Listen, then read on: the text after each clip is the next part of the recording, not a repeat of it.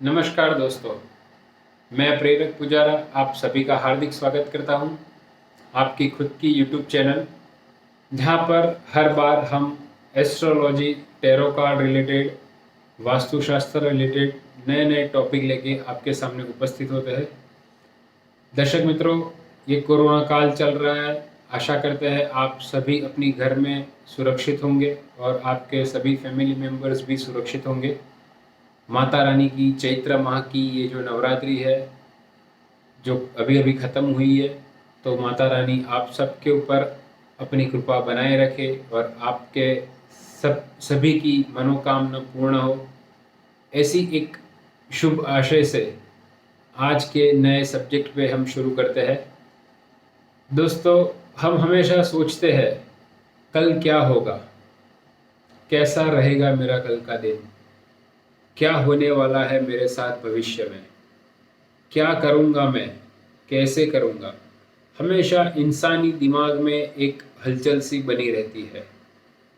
दोस्तों, ये जो हलचल की परिस्थिति है हमारे जीवन में, ये जो एक कन्फ्यूजन का लेवल है हमारे जीवन में, वो कन्फ्यूजन कभी न खत्म होने वाला। ये कन्फ्यूजन जो है वो हमारी कुंडली के हिसाब से अगर देखा जाए तो बहुत ही पराक्रमी, बहुत ही पावरफुल और रंग को राजा बनाने वाली ताकत रखने वाले जो ग्रह है, उनकी बदौलत है ये। कभी हमारे सामने कुछ होता है और कभी जब हम उसके पार उतरने का ट्राई करते हैं, उनसे बाहर निकलने का ट्राई करते हैं, तो हमारे सामने जो रिजल्ट होता है वो कुछ और होता है।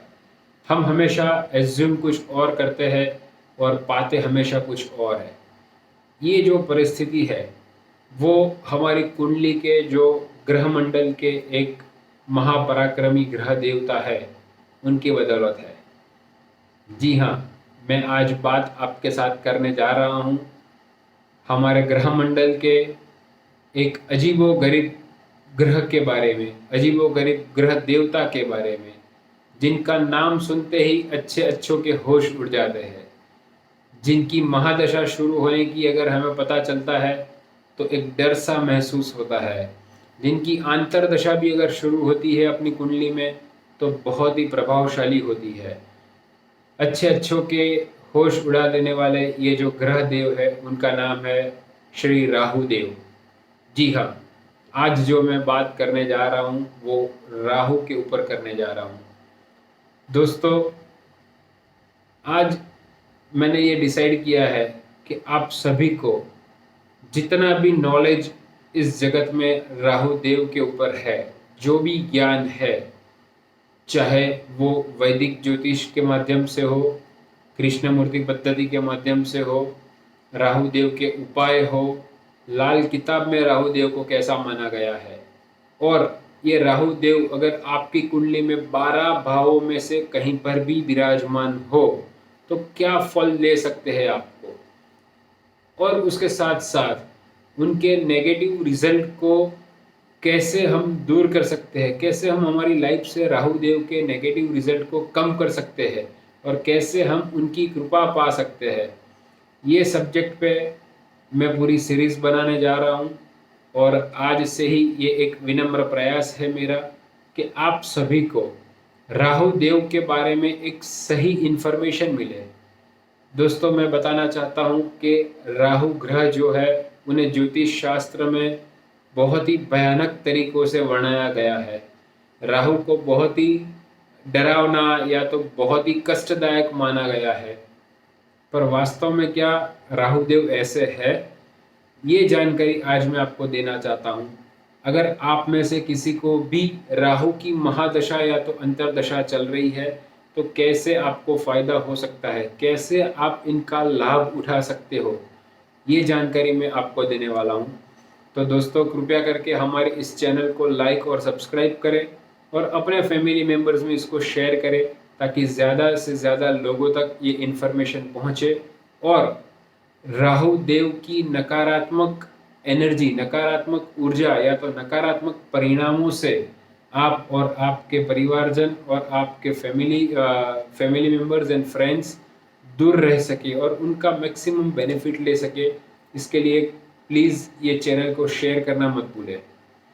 तो दर्शक मित्रों, आइए शुरू करते हैं हमारे ज्योतिष जगत के महापराक्रमी ऐसे ग्रह देव राहु देव के बारे में। दोस्तों, राहु जो है वो अपनी महादशा में शुभ और अशुभ दोनों प्रकार के फल देने के लिए बहुत प्रचलित है। वो अगर कुंडली में शुभ होकर बैठे हैं तो वो बहुत ही अच्छे रिजल्ट्स आपको देने वाले हैं, और अगर कहीं कोई नेगेटिव पोजीशन पर बैठे हैं राहुदेव तो आपको उनकी सजा भुगतने के लिए हमेशा रेडी रहना पड़ेगा।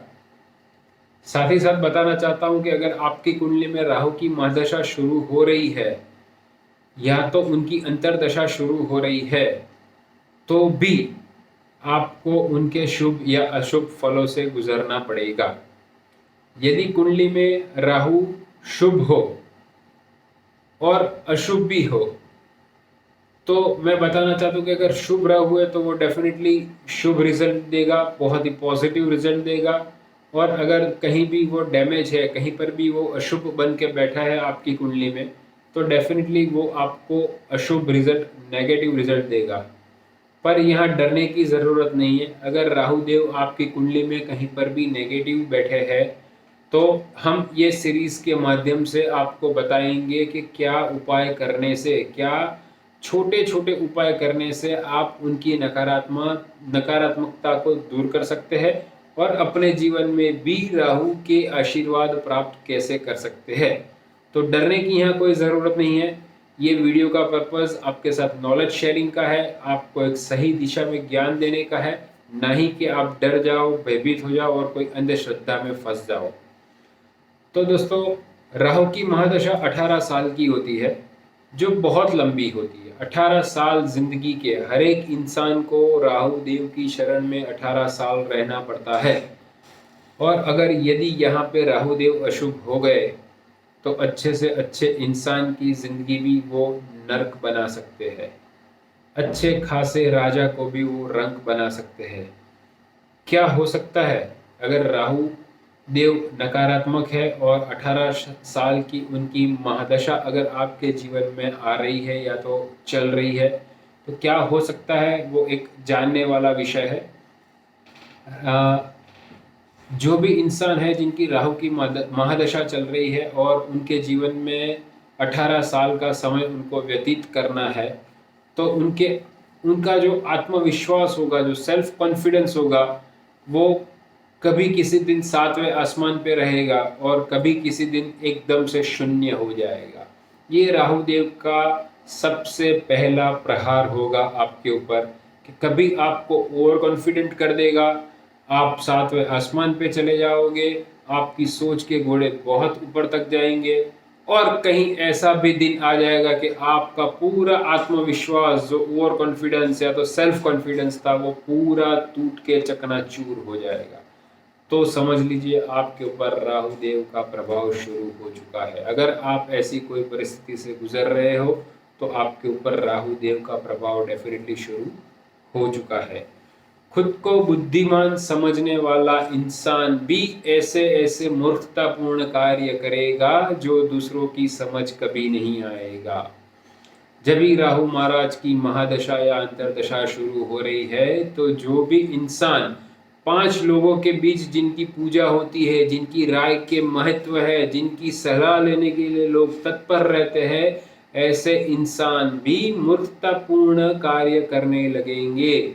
आप अगर आपके आसपास अगर कोई ऐसा इंसान है जो आप अगर मानते हो कि ये बहुत बुद्धिमान है, इनकी बातों में हमेशा दम रहता है, एक सही मायने में वो एक हमारा गाइड है, मार्गदर्शक है, और अचानक से उनकी लाइफ में उथल पाथल होनी शुरू हो जाती है, वो कहीं गलत डिसीजन पे चले जाते हैं, तो मान लीजिए राहु महाराज उनकी कुंडली में एक्टिव हो चुके हैं। राहु महाराज की महादशा या तो अंतरदशा के प्रभाव में वो आ चुके हैं।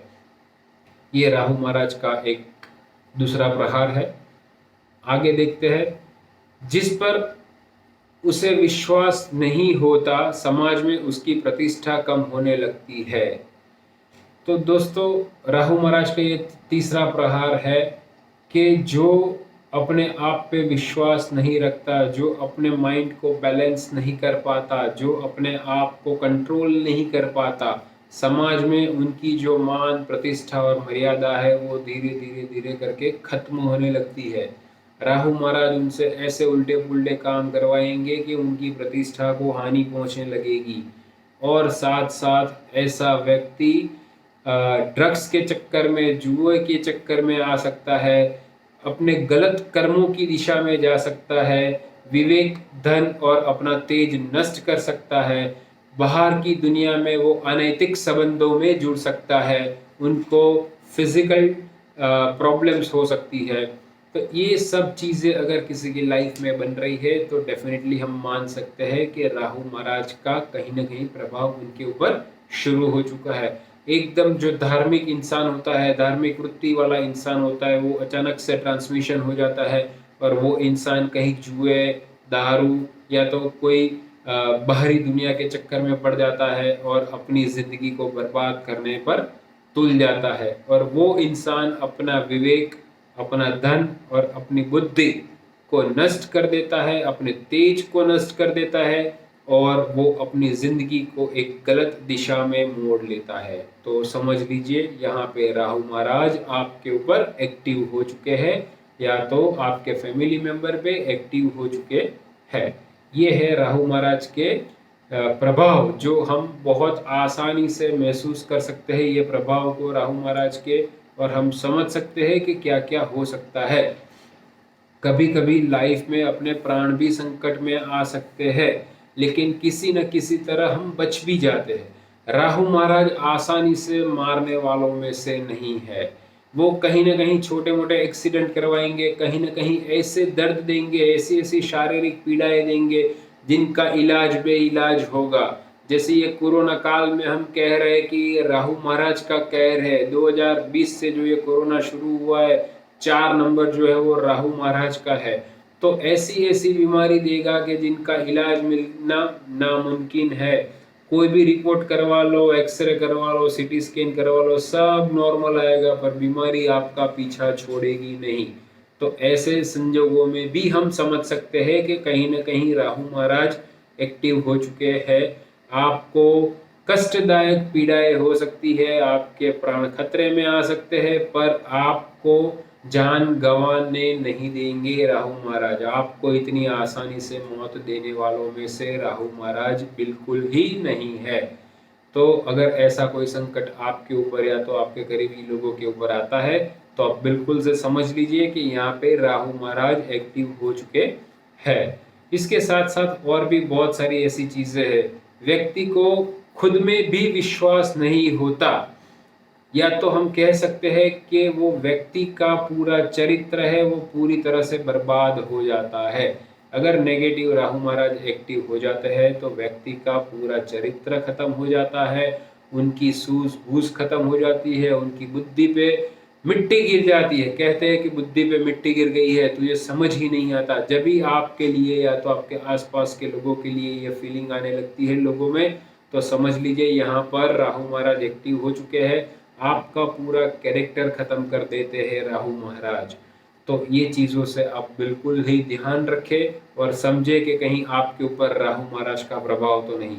सिर में चोट लगती है, मिथ्या आरोप लगना शुरू हो जाते हैं आपके ऊपर, पागलपन होता है, पागल खाने की आपको सैर करनी पड़ती है, जेल यात्रा आपको करनी पड़ती है, हमेशा शंकाशील स्वभाव बन जाता है, शंका करते रहते हैं, काल्पनिक लोक में आप जीना शुरू कर देते हो, जो वास्तव में नहीं होता ऐसे ख्याल आपके दिमाग में आने शुरू हो जाते हैं और अशुभ संकेत मिलने शुरू हो जाते हैं।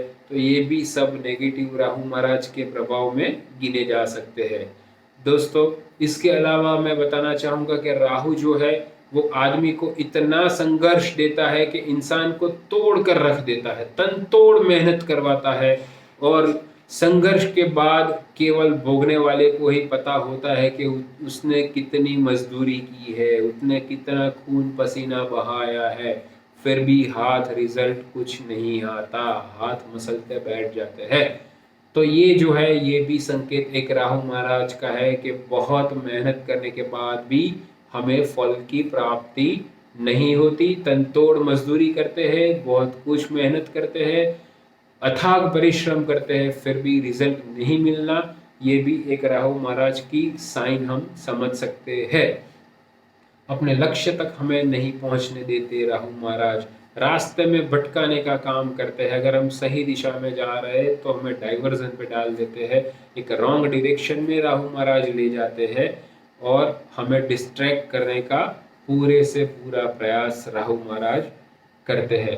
पर सबसे बड़ी पॉजिटिव चीज ये है कि जो अपने संघर्ष पे लगा रहता है, निष्ठा से अपने कार्य से जुड़ा रहता है, अपने चरित्र को बिगड़ने नहीं देता, अपने ऊपर कॉन्फिडेंस रखता है और आगे बढ़ता है, तो वहां पे राहु महाराज डेफिनेटली उस व्यक्ति को, उस इंसान को हीरा बना के छोड़ते हैं। और तकदीर चमकाने में भी राहु महाराज का सबसे बड़ा हाथ होता है।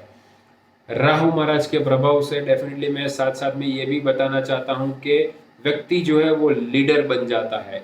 एक लीडरशिप क्वालिटी भी राहु महाराज उसको प्रदान करते हैं। लक्ष्य अवश्य मिलता है, पर वो लक्ष्य पाने के लिए इंसान को चरित्रवान रहना जरूरी है, बलवान रहना जरूरी है, अपनी बुद्धि पे भरोसा और विवेक रखना जरूरी है और अपनी कार्यशीलता में आगे बढ़ना बहुत ज़रूरी है। तो दोस्तों यहाँ पे हमने देखा कि अगर राहु महाराज नेगेटिव होके बैठे हैं आपकी जन्म कुंडली में, तो वो बहुत सारे अटकंडे अपनाते हैं आपको डिस्ट्रैक्ट करने के लिए और बहुत सारी तकनीक है उनके पास आपके जीवन को बर्बाद करने के लिए। फिर भी अगर आप बचे रहते हैं, आप अपने ऊपर संयम रखते हैं, अपने आत्मविश्वास के साथ जुड़े रहते हैं और आप अपनी कर्म की दिशा में आगे बढ़ते हैं, लगातार कोशिश पे कोशिश किए जा रहे हैं, तो यही राहु महाराज आपको जीरो से हीरो बनाने में भी देर नहीं लगाते, आपको अपने लक्ष्य तक डेफिनेटली पहुंचाते हैं, समाज में आपकी मान प्रतिष्ठा बढ़ाते हैं और आपके जीवन को एक बहुत उत्कृष्ट एग्जाम्पल सेट करके देते हैं समाज में आपके लिए। तो अगर राहु महाराज नेगेटिव है तो नेगेटिव रिजल्ट डेफिनेटली देते हैं, पर अगर आपकी कुंडली में राहु महाराज पॉजिटिव होकर बैठे हैं तो डेफिनेटली आपको बहुत ही पॉजिटिव रिजल्ट भी राहु महाराज देंगे। फ्रेंड्स, अगले वीडियो में हम देखेंगे कि ये राहु महाराज जो है उनके सरल और सटीक उपाय क्या है, राहु महाराज को कैसे पॉजिटिव कन्वर्ट किया जा सके और कैसे उनका मैक्सिमम बेनिफिट लिया जा सके। तो डेफिनेटली आप अगले वीडियो से हमसे जुड़े रहे। तब तक के लिए नमस्कार, और हमारी ये राहु देव पे बनाई हुई सीरीज को बिल्कुल से शेयर और सब्सक्राइब करें और अपने फ्रेंड्स एंड फैमिली में फॉरवर्ड करें। आप सभी के जीवन में बहुत सारी खुशियाँ आए, ऐसी प्रार्थना करते हुए जय राहुदेव, जय श्री गणेश, जय श्री कृष्ण।